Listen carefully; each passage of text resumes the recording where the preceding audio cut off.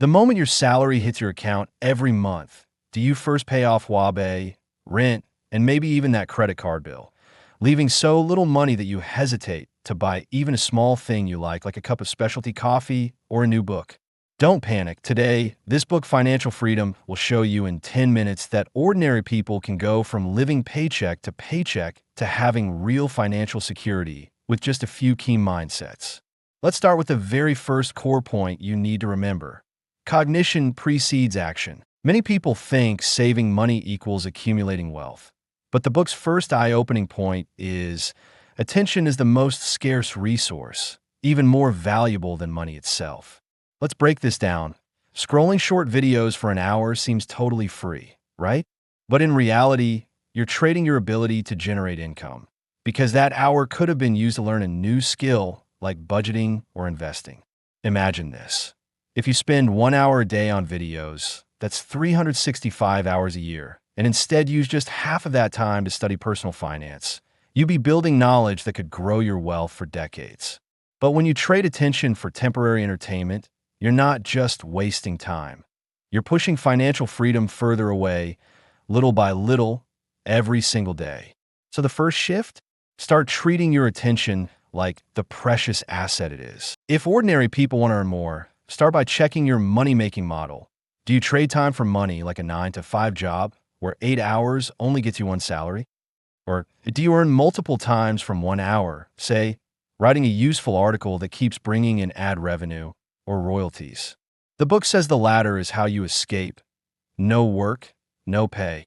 Because time for money caps your income, you only have 24 hours a day, but recurring income lets your work keep earning for you, even when you're not working. That's the key shift for bigger financial growth.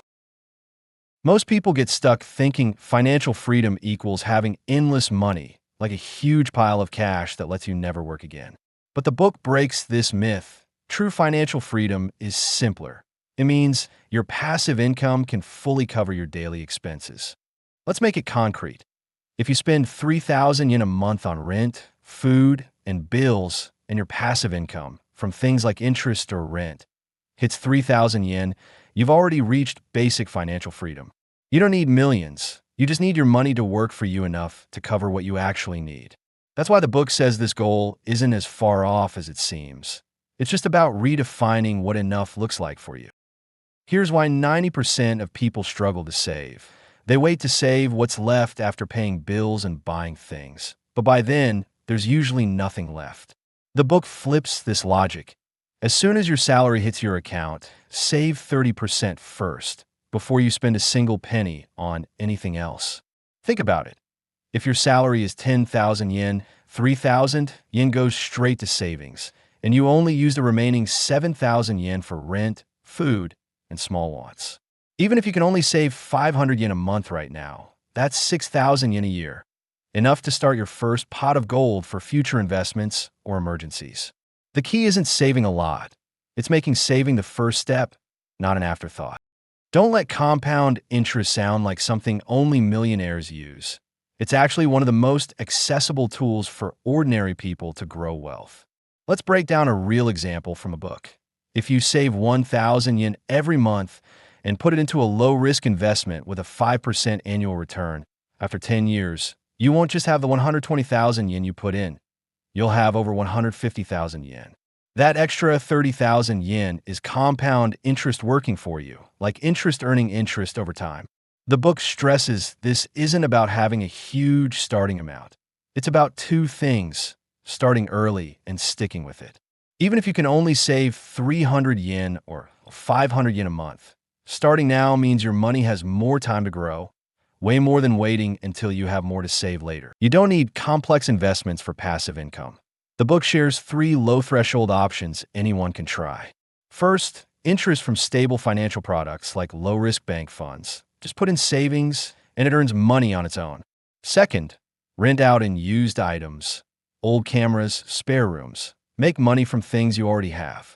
Third, royalties from small digital products, a short course, an ebook. Create it once, sell it repeatedly. None need much money or experience. They just use what you already own. The book says one of the biggest mistakes people make is focusing only on earning money, not on keeping it. And that's where wealth traps catch you. First, beware of high return, no risk projects. If an investment claims you'll get 20% or 30% returns with no risk, it's almost certainly a scam. Legitimate investments always have some risk, and anyone promising otherwise is trying to take your money. Second, don't buy luxury items beyond your means.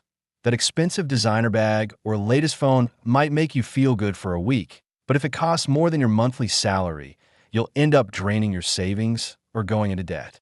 These traps don't just take your money. They set you back months or years from your financial goals. The rule here is simple. If it sounds too good to be true, it is. And if it costs more than you can afford without stress, don't buy it. Don't stop at knowing. Here are 3 things you can do this year. 1. Spend 1 hour a week making an attention law to cut down on unproductive time. 2. Raise your savings rate from 10% to 20%. Small goals keep you consistent. 3. Try one passive income entry point, e.g., renting out and used items. Actually, financial freedom isn't earning enough money. It's having the confidence to control your life. Even if you only act on 2 of today's 10 key points, you'll feel more secure next year than you do now. Remember, true financial freedom starts with changing just one small habit. We always think freedom depends on big luck, but this book tells us the truth.